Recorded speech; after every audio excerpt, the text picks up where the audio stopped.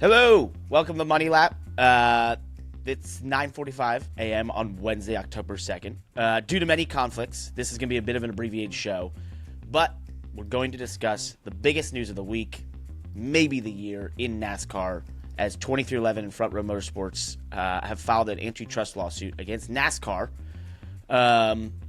in the discussions around the charters and the way that NASCAR is operated. They have also asked for an injunction to continue to race as charter teams in 2025 while proceeding with this lawsuit.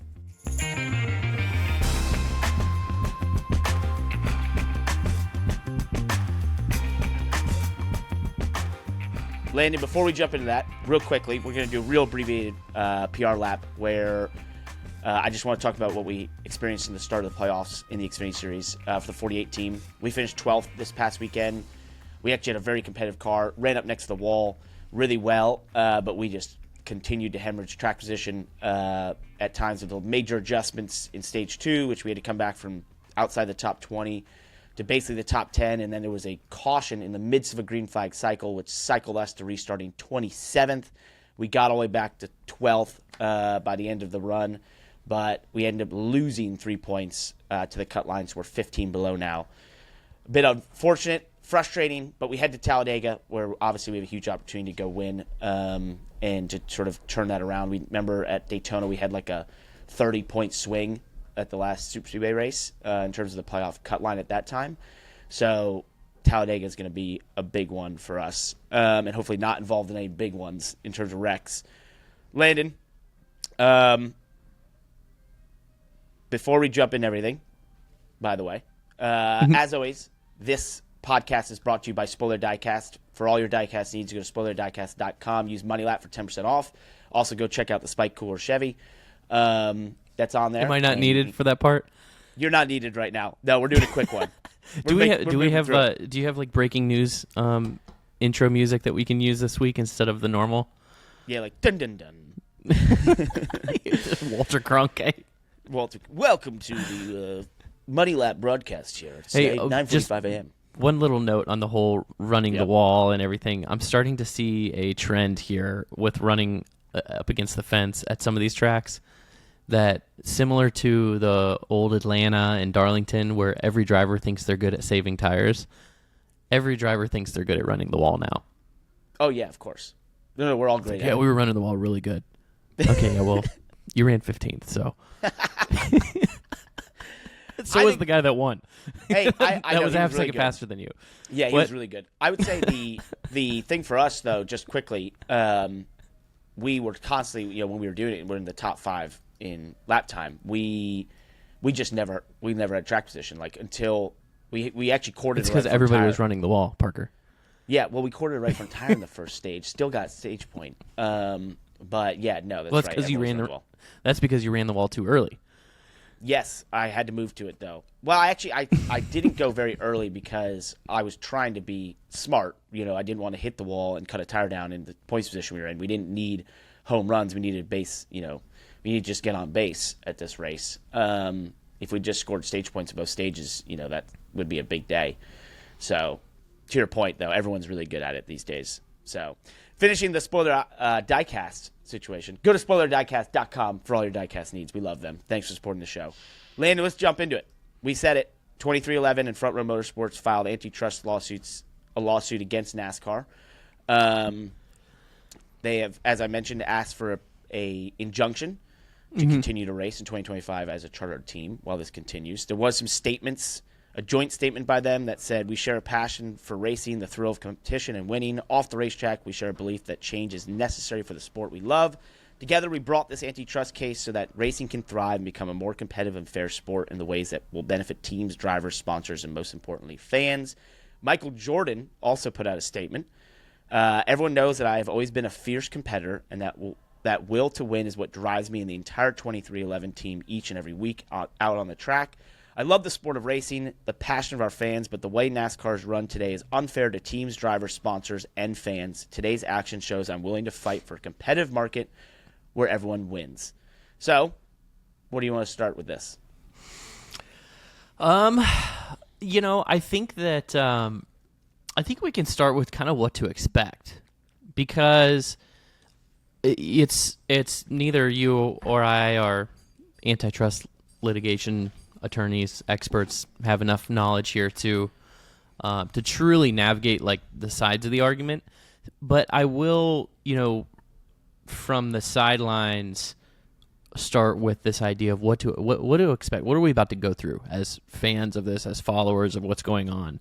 I think the first interesting point to me is there's going to be kind of a swing of emotions, because when this complaint goes public, which I don't think it's been released yet, it's still behind a paywall. Not a lot of people really have access to this other than, the real professional journalists out there that know how to get this. But the complaint's going to end up getting out there soon.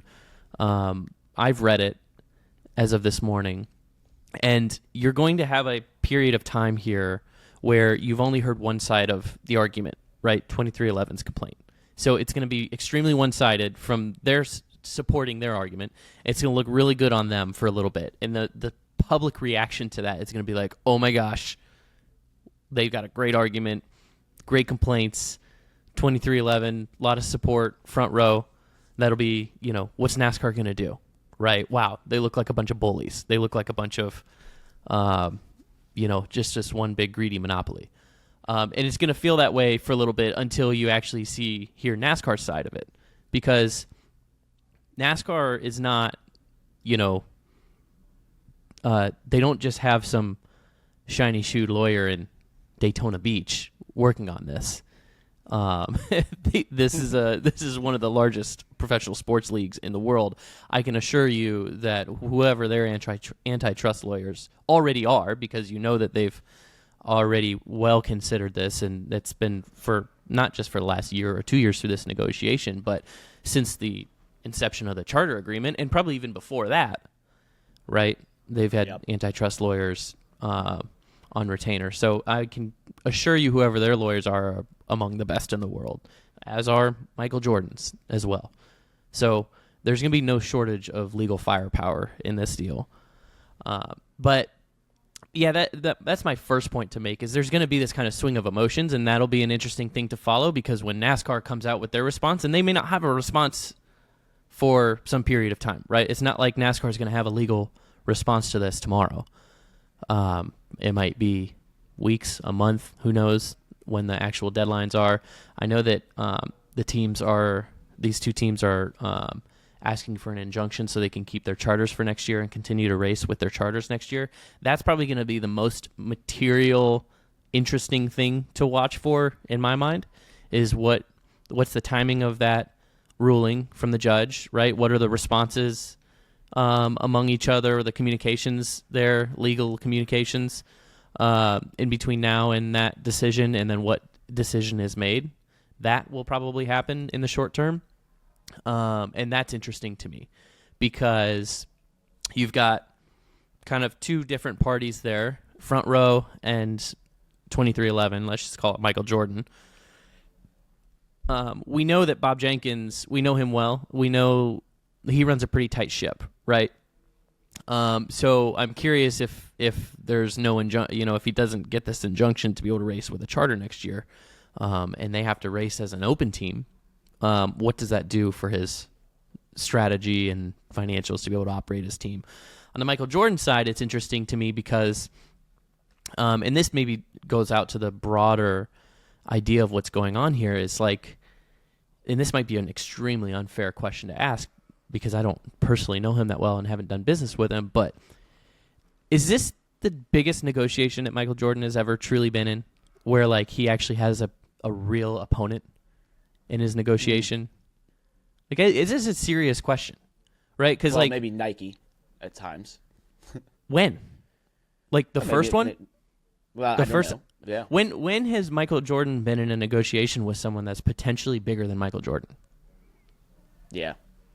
Right? That's my point. Is like, has Michael, like, are we, what role does that, if any, what role does that play in how hard 2311 is digging their heels in? Does Jordan and his group what is their experience in looking into this objectively and not being the biggest name in the room? Because he has been the biggest name in the room for his entire life, right? Mm-hmm. And now he's facing an opponent that's bigger than him, potentially bigger than him, or maybe has more leverage, right? Yep. He might be bigger than NASCAR in terms of a name brand, but that doesn't mean that he owns NASCAR, right? NASCAR, I think I said this before, NASCAR existed for 75 years before Michael Jordan came into the sport, and I'm pretty sure will exist 75 years after Michael Jordan, right? I'm not trying to discredit their arguments, their legal arguments. Like, I'll leave that to the lawyers, but it's just that's an interesting nugget for me is that dynamic there. But I think that, I read through the complaint. One thing that was it was mentioned several times in the complaint there was that this new charter agreement is increasing the exclusivity between the teams and NASCAR, right? So the previous charter agreement, they had mentioned that the teams could not race in another professional stock car racing league. And now, supposedly in this new charter agreement, NASCAR is forcing the teams to not race in any other racing motorsports league, which is surprising to me, to read that in a complaint. And then I immediately go, okay, well, Penske just signed this agreement, right? So what's the truth there, right? Like, well, and Trackhouse has a MotoGP team, right? Right. Trackhouse has a MotoGP team. So what is the truth? The truth is somewhere in the middle, and this is kind of goes back to make my original point about how you're gonna see this like swing of emotions, right? Because you're gonna read this complaint, and it's gonna be extremely one-sided. This lawyer wrote it; it's very convincing. If anybody that actually takes the time to read it all, or just reading the highlights, you're gonna see this and be like, "Oh my gosh, what's going on? NASCAR's a bunch of monopolistic bullies." But then, the truth is somewhere in the middle, right? Yep. So Penske obviously signed this charter agreement. So is he shutting down his IndyCar teams? He owns the series. He owns the series. How about owning a whole other series? It makes me wonder, is Trackhouse having to give up their MotoGP? I don't know where Rick Ware Racing is at on his involvement in IndyCar and other sports, but so those are interesting little nuggets that can be taken out of context or whatever. That's just the fun of this legal stuff. The other thing too is not to get it full on into the litigations, but I think that you are going to see some counter arguments right away. Maybe I don't know if it's right away because I don't know who's going to speak on behalf of NASCAR, but it's interesting that. One thing that's interesting to me is that in this complaint, 2311 is saying that NASCAR puts all these strict regulations on the teams, right? That make it uninhabitable or uneconomical to operate a profitable race team. And it drives up the costs, and it's super strict not just on the race teams. The tracks are mentioned too. That the racetracks have these strict regulations on being able to host an event, and that this is monopolistic activity. And I think that one thing that's interesting is like I don't think that's unique to sports, right? It's pretty common in all of sports, professional sports industry for the sanctioning bodies to have strict regulations for the rules, the conduct, all of the regulations for the gameplay, for the host venues, right? Regulations around what's required of the host venues to be able to host an event. And I think that's I'm curious where that will come into play in this conversation, because it's not unique to just NASCAR that they're the only ones in the world with strict regulations around what it takes to compete and to host an event. So one thing I'd like to bring up is a bit of precedent. I think it's great. Disclaimer, as you said at the top. We're not lawyers. I don't know if you know this. We're just two drivers and two fans of racing and motorsports. So I don't want to go too much into legal jargon, that sort of thing. But one thing I did do a little bit of research on, and something that I used to follow very closely and had looked at the history of, was the American open wheel split, right? Which actually started back in 1979. There was USAC, who was the sanctioning body around the Indy 500, and then there was CART, which was where all the teams formed their own entity to make championship auto racing teams, just to kind of create a whole series around IndyCar racing, right? Well, in 1979, they actually got into a bit of a disagreement, and the Indy 500 tried to ban the CART teams from being able to enter and race in the Indy 500. Those CART teams were able to get an injunction from the legal system, however it works, to actually qualify and enter and race in the Indy 500. So the Indy 500 was not able to stop those teams from being able to enter and race.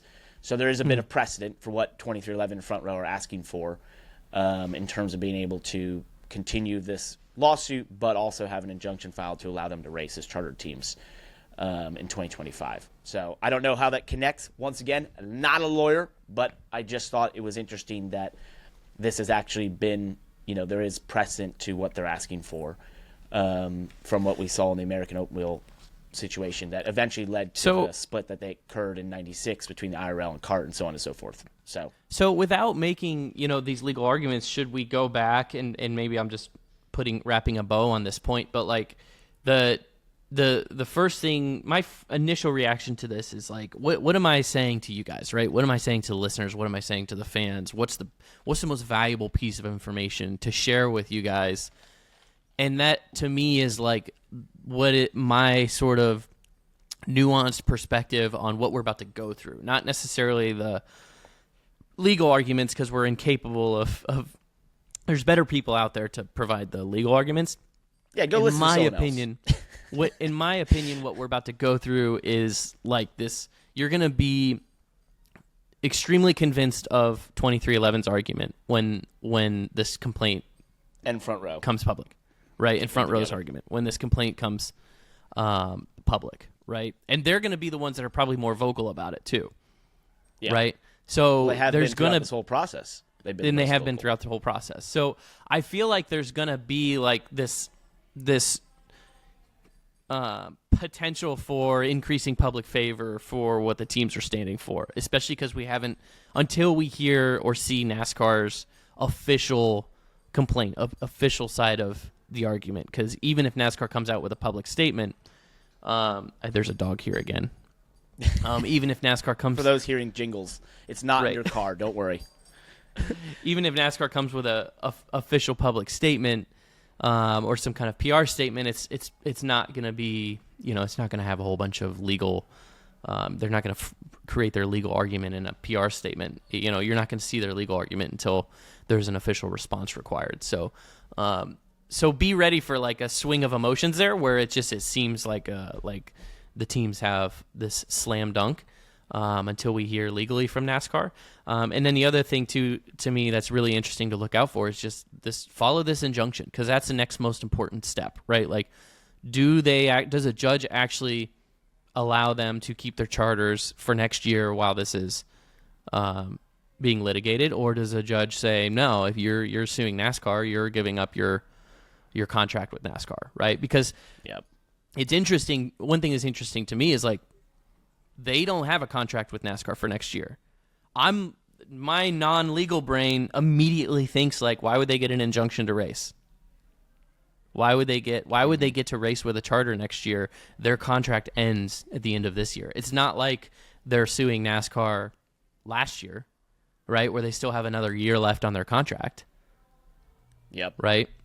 So I don't their contract is over at the end of this year. So it's kind of an interesting, maybe I don't know how that all works. So that's the most interesting thing that's going to happen in the short term.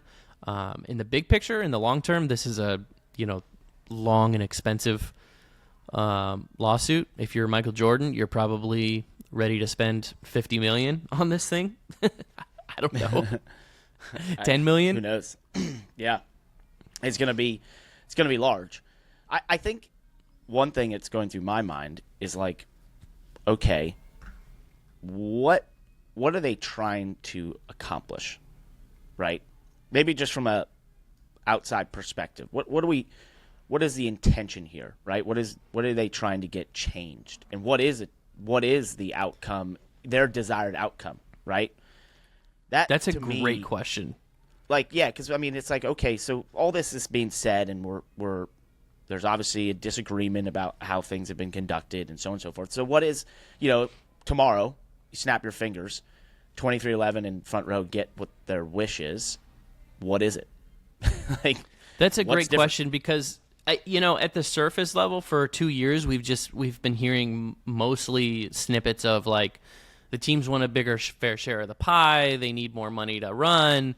But when you see this complaint, you're going to see so many points about how the next-gen car and single-source suppliers that are all decided by NASCAR, that puts the teams in positions where they don't actually own their cars, they can't race them elsewhere, they can't, they're hogtied into, just one thing and one thing only, and they're also not provided enough funds to compete. So it almost, this lawsuit in itself is opening a whole can of worms where the end goal is to completely change, more than just, hey, give us more money and give us our fair share.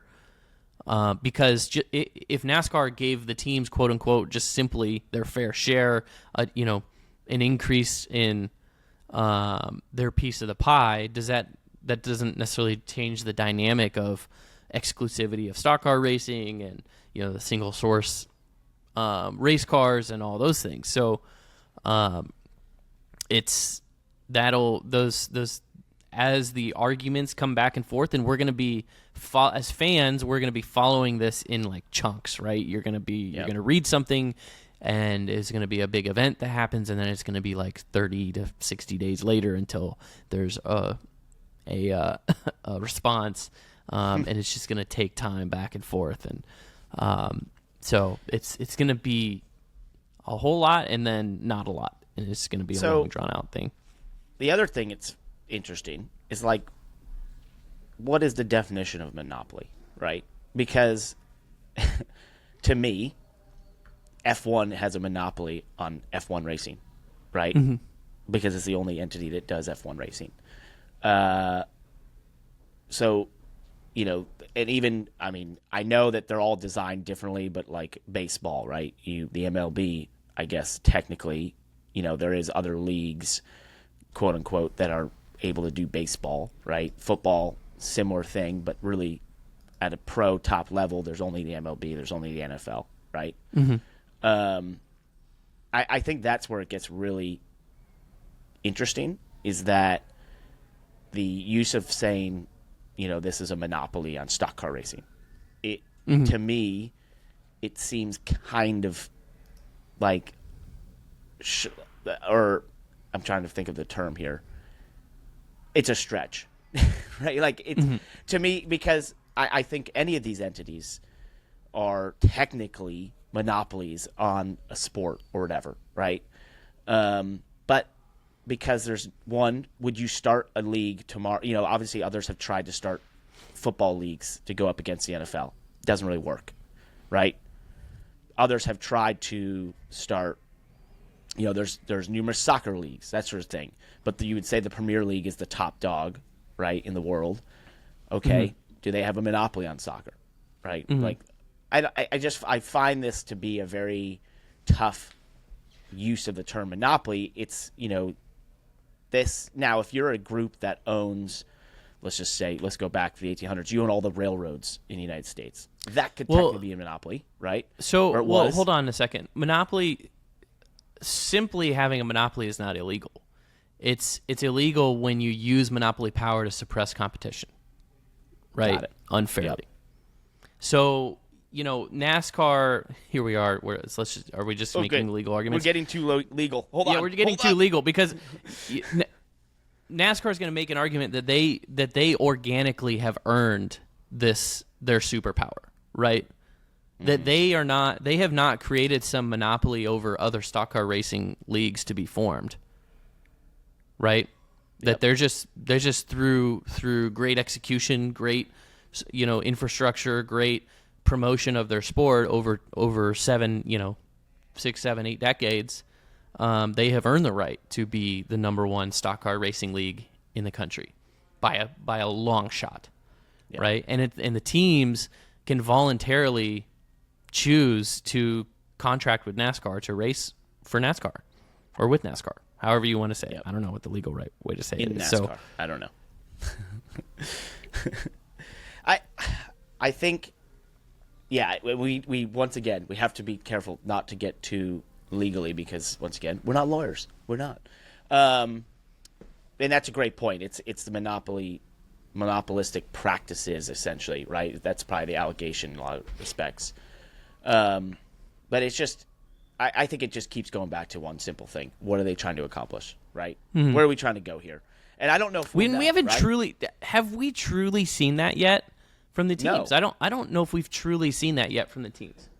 It's always been this sort of generalized request and statements and that sort of stuff of like, it's unfair, it's not, this isn't correct, blah, blah, but it's like, okay, well, what is correct? What is fair? Mm-hmm. I don't think we've seen that. And I don't know if we will. And I think your point is great, which we've only seen one side. We haven't seen the other side. We might not for a while. We might not even truly understand what the true goal is and the intention, right, for a long time. And so then it's just in the legal system. Right. Josh, you have a point. I see Josh's chat here. He's okay. He's making comments from I think 2311. Yeah, so basically what it looks like more is their anti-competitive practices of owning a majority of the racetracks that NASCAR operates on, imposing exclusivity deals with sanctioned racetracks that aren't owned by NASCAR, acquiring ARCA, the only other notable stock car racing competitor, preventing teams from participating in any other races, as you were saying earlier, while they also retain ownership over the next-gen parts and cars, and forcing teams to buy parts from single-source suppliers. So they own the supply chain, they own the location in which they are exhibiting their events, which, I don't think NFL or MLB or any of them actually own the stadiums that they participate in. So if you wanted to go out and form another league to compete there, you can't do that similar thing here with NASCAR. So it's more of a vertical integration of monopolistic practices. Right. And NASCAR is going to argue that that's not unusual for a sports league to have those strict regulations on suppliers and all that stuff. In an effort to provide a quality product, right? Because the fans haven't suffered from these practices. In fact, they're going to make an argument that the fan base has benefited from these moves, right? They get a more quality on-track product. The cars look better. They race better. They're more competitive on track. Like they're gonna say that this is regular course of business for a professional sports league to have strict, regulations and participation regulations in an effort to better organize this league, right? And they're gonna say that the ARCA thing is an acquisition is a defensive move, right? That promotes synergies in the sport, not exclusionary. Right, they're not trying to block competitors with it. There's always been other stock car racing leagues in the country. There's still stock car. ARCA is not the only other stock car racing league in the country. There are several stock car racing leagues in the country that exist. They just haven't. None of them have demonstrated this ability to organize, fund, create a series of anywhere close to comparable quality to NASCAR. Right, those are going to be. The arguments, you got Cars Tour, right? Right. It's like that. There you go. That's a stock car racing, late model stock car league. So it does exist out there. That's a great point. And the whole idea of the tracks, I don't really know how to and I think I'd have to do a little more research on the track argument. It's like the idea of, they can't race on the same stage that the Cars Tour can't go to Daytona. But I don't know, why don't the other football leagues race at or play at MetLife Stadium or something like that, or whatever they're called. I'm coming up. Well, maybe they do. I don't know. They do play in other, like XFL plays in the same stadiums. So yeah. Yep.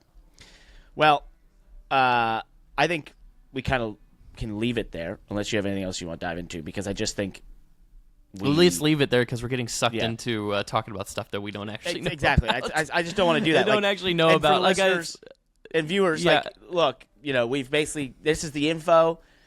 We're not, I think it's interesting to discuss. It's obviously going to be a fascinating thing to unfold over the next coming months and years, whatever.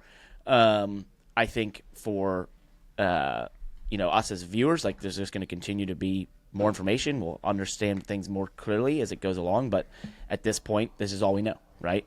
And it's part of the show. There. So I did, let's talk some racing stuff. Ross Chastain won this past weekend to be the, again, a non-playoff driver winning in the playoffs. And I think the fascinating thing that occurred at the end of this past weekend's race was obviously Kyle Busch in position to win. Makes the mistake on the outside of Chase Briscoe coming off turn 2. Spins out, isn't able to win. I actually got to talk to Ross yesterday about all that, and he and I were at an event for NASCAR in the city, and it was pretty fascinating. I was like, hey, man, do you think you would have got back by him there if he doesn't make a mistake? He's like, I don't know, man. It was tough. I was getting super loose, and he was like, when I was leading at the end with William Byron chasing me down, he's like, I was so loose. And he had a fascinating description of like what he was doing in the car to just balance it on the right rear ever to hold off William Byron. He did what he does so well, which is basically not allow William to get the air he needed to be able to pass him or get the run that he needed. And he, once again, he described what he was doing in terms of just sort of slowly edging down at the exit of the corners to take away that air from William Byron because he's so good at that. But I thought, this past weekend's race was, one, a great race in so many respects. 2, I had to do the interview of Kyle Busch afterwards. And I will say, even before that, I just felt gutted for Kyle Busch. Like, I want to see him keep this streak alive. I think he's doing heroic feats in terms of taking cars that he told me before the race. I asked him, like, hey, is this speed for real? They qualified in the top 5. And he was like, yeah, but he's like, man, it's just the tough part has been that even when the car is good, it doesn't have the same potential as the other cars. It doesn't have the same potential speed, and he has to be at 10 tenths all the time. And he described it afterwards when he's like, I made that mistake because I'm at 10 tenths. Like, I've got to do everything I can to put this car in a position to be able to lead and to go win a race. But, he's a top 5 talent in the world at driving race cars. I think it has displayed every time he's able to do this and get these cars in position to win. But, man, I felt gutted for him. I really did. I think, he got cheers at Bristol, by the way, when he got introed. He wasn't booed. And I think the fan base is in the same position. They're rooting for the same thing. Yeah, we got to see this guy win a race. Like, come on. It does seem like after this weekend, it was almost like a realization that the walls are closing in because he's put himself in position, and just if you just look week over week, he's been close, right? And so the possibility is there, but you're going into a part of the season where the playoff drivers turn it up to an unreachable level, right? Yep. And the teams. And the teams, right? And so the teams, the playoff drivers, they turn it up to an unreachable level, and it's that's going to be, unfortunately for him, that's what he's going to be up against. Yep. It's going to get tougher and tougher. Talladega, you'd have to think that's a big opportunity, right? Yep. ECR Motors. It is. Yeah. It is, but that's not, like, I don't, if I know Kyle well enough, I don't think he's going into Talladega as optimistic as we are, right? Like, I don't think that he doesn't typically feel like he has control at Talladega like he has other tracks. Yeah. And when he makes the difference. And those aren't his, that super speedway racing isn't really his specialty, especially Talladega. Yep. He's good at Talladega. He's maybe better at Talladega than Daytona. He won there with RCR last year. So he can get it done. It'll be, I think it's one of the more fascinating storylines of 24. It's just, can Kyle Busch keep the streak alive? Make it 20 years of having a win every single year, which is insane. Like, you really look at that, it's just like, that is wild. That is being at the top level and at a, such a incredible level of driving excellence that you're able to win. from the rookie year all the way to now. I think all of us are rooting for him to get this because I think he does. I think he does heroic things in those cars, and he's done heroic things to bring, that organization to the front. And I actually had a fascinating discussion with them a couple weeks ago where I was like, what is it that maybe he brings off aside from just being this super talented driver? And I actually got a little bit of inside view of this when he drove that Xfinity car at Charlotte, where he joined our debrief meeting. And I mean, for 15 minutes, the guy described every bump and corner and feeling and movement of the car that I felt like was so detailed. I was like, my God, like, well, no wonder this guy is so good, right? And they were telling me, they were like, what's interesting is because he's so detailed and because he has such a mind share open to understand what he needs from the car and how to create speed, that they're like, when we get to a point where we're like, hey, what do we need to do to the car? We go sit with him for an hour and we walk out and we're like, okay, here's the 3 things we have to do. Because it's so perfectly, it puts us in the right direction. Now, that doesn't always mean they're going to have winning speed. That comes down to sort of what he said, which is the potential in the race cars at times. What are the things they're missing in terms of creating more downforce, whatever, from the engineering side. But in terms of the general balance and handling, like, he leads them in that perfect, like, in a direction so detailed that they're like, we know the 3 things we have to do every time. Now it's just trying to put more potential in the race cars. And that's why you hire a guy. When you go back to, like, why does RCR make the investment to take on a Kyle Busch? That's why. Like, that guy is going to elevate their decision making, and he's going to elevate their understanding of, like, where the things need to go. Now, then it's up to the team to go and put in the work and find the things that create the potential in the race car that allow him to then get them the right balance. That's how you win races, right? So, interesting to continue to watch. There was a lot of other playoff implications in the race, but being that it's Wednesday, let's not dive too deeply into it. I saw one fun thing. Let's kind of rip through some other topics in the motorsports world. Kyle Larson eyeing a McLaren F1 test, and Oscar Piastri has expressed an interest in trying a NASCAR race car. So I did see Zach Brown say that, if we're going to do this, most likely wouldn't be Lando Norris, but Oscar Piastri, that would do sort of a swap. It would be great to see Kyle Larson in an F1 car. I did see where he had a comment basically being like, and this is why I love Kyle Larson, because he's so confident in his abilities. And maybe more so in the last couple of years, I've seen him have this shift of realizing he's an elite level talent, where he said basically, like, doing a swap is fun, but you don't have a big comparison. He's like, I want to do one of those rookie tests where I'm up against everyone. He's like, and he goes, maybe I won't be last. And that'd be a pretty good, big achievement. And I was like, that's pretty badass. What would you expect out of him at a rookie test? Oh, man. I mean, it would be so tough. He's going to have to adjust to just a level of downforce and braking ability that he's never experienced. That's the thing you always hear from people. Just talk raw numbers. Like, how close to if he goes out there and he's comparing against Oscar and Lando, and they all get equal time in the car in a 2-day test. Well, the rookie test would be up against, like, F2 guys and that sort of thing. Okay. So I think if he wasn't last, if he was able to be within a second of what they felt like the potential of the race car was, I think that's a massive achievement. Massive. Because I think he could get within a second. If he does that, I think it would be huge. Absolutely huge. And I probably, with the right sim time and the right coaching and such, I think he gets there, no doubt. Like, he has the ability. It's just when people drive F1 cars, no matter what you've driven, the thing they'll tell you is you are not prepared for the level of braking ability that an F1 car has. 5 Gs in a braking zone, right? That's unfathomable for any other race car. And the ability that gives you to basically go so deep into a braking zone, and the how quick and precise you have to be of your braking as the car decelerates at that speed, and be able to release the brake to not lock up tires, allow you to have the saturation of the tire in the center, and then obviously accelerate off. So I think that's what that time there. That's what's going to be the hardest adjustment for him. So I'm going to say the same thing, but in a different way, because you just kind of inspired me.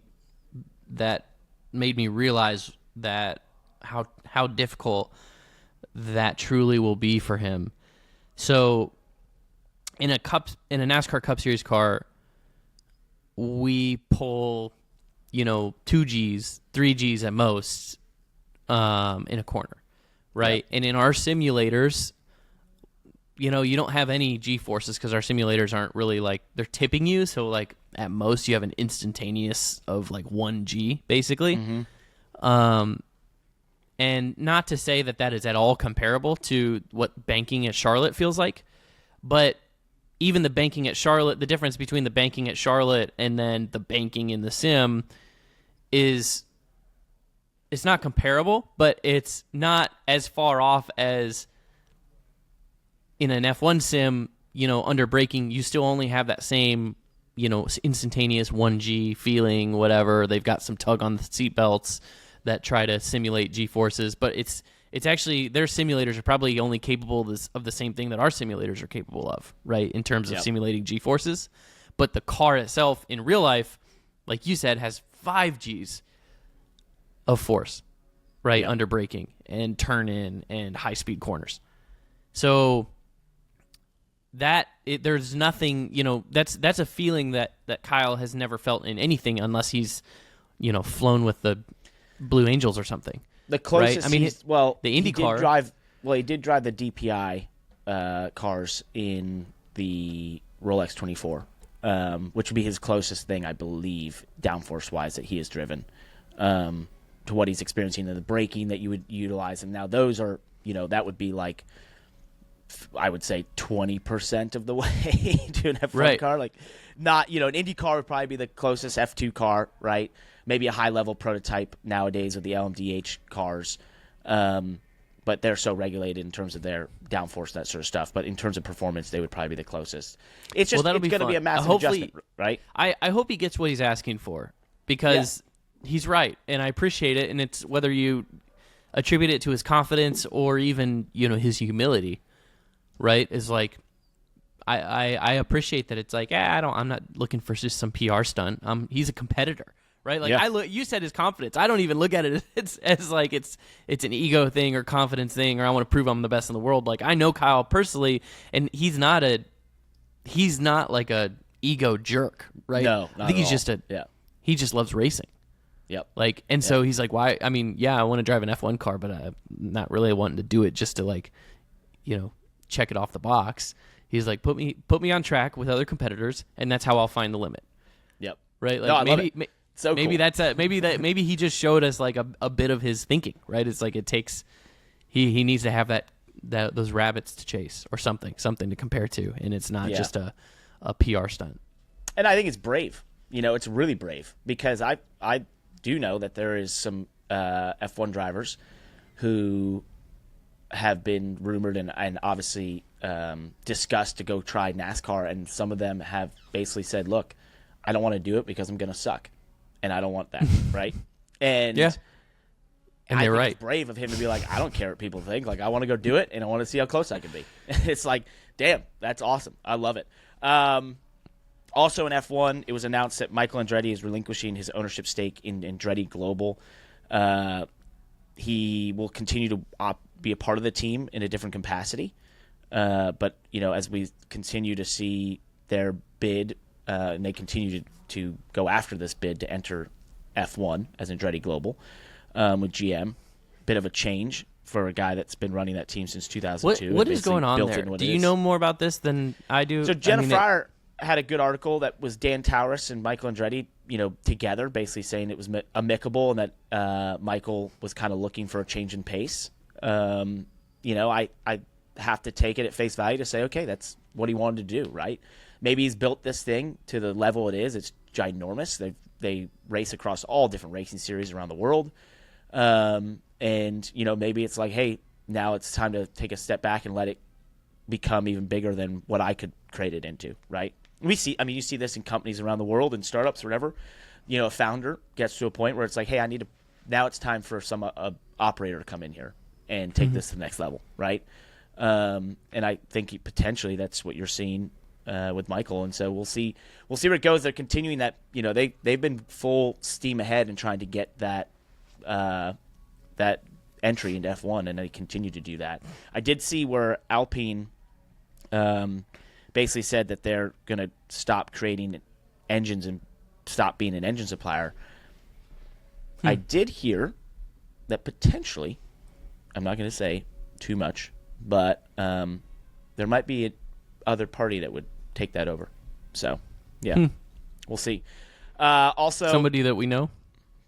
Maybe, yeah, we do know. Yeah. Interesting. Interesting.